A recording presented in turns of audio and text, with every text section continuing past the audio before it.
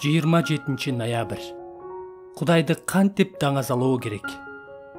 Мен өз Кудайымдын ысымын даңктабырдайм, аны даңазалайм.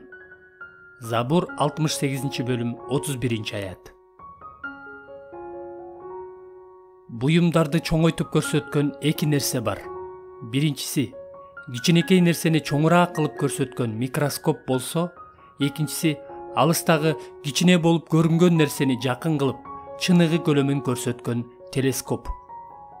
Дөт, мен өз Кудайымдын ысымын даңктабырдайм, аны даңазалайм дегенде, ал кичинекей Кудайды адамдардын көзүнө чоң кылып көрсөтөм дегиси келген эмес.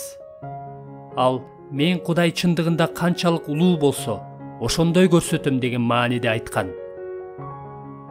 Биз микроскоп болууга эмес, телескоп болууга чакырылганбыз. Машаякчылар алдамчы болууга чакырылган эмес.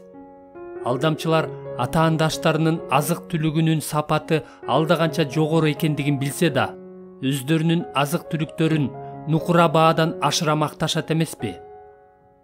Кудайдан жогору турган эч нерсе жана эч ким жок. Андыктан Кудайды сүйгөндөрдүн милдети анын чыныгы улуулугун көрсөтүү болуп саналат. Петр өзүнүн катында мындай деген: ал эми силер тандалган уруусуңар, падышанын ыйык кызмат кылуучуларысыңар, ыйык элсиңер, Кудай энчилеп алган элсиңер. Силерди караңгылыктан өзүнүн ажайып жарыгына чакырып алган Кудайдын улуу иштерин жар салыш үчүн тандалгансыңар. 1 Петр 2 бөлүм 9 аят. Биз эмне үчүн жашап жатканыбыздын жана куткарылганыбыздын себеби ушул. Машаякчылардын негизги милдетин бир нече сөз менен мындай түшүндүрсөк болот. Кудай канчалык улуу болсо, аны сезимдерибиз, ой жүгүртүүбүз жана иш аракетибиз аркылуу ошондой кылып көрсөтүшүбүз керек. Адамдар биз аркылуу Кудайдын жарык жылдыздай болгон чексиз даңкын көрө алыш үчүн телескоп болушубуз керек. Машаякчылар үчүн Кудайды даңазалоо деген ушул. Бирок сиз өзүңүз көрө элек нерсени же бат эле унутуп калчу нерсени даңазалай албайсыз. Демек, биздин биринчи милдетибиз Кудайдын улуулугун жана кең пейилдүүлүгүн көрүү жана эстөө.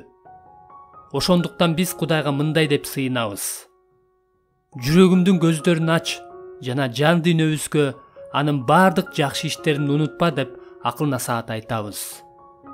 Эфестиктер 1 бөлүм 18 аят жана Забур 102 бөлүм 2 аят.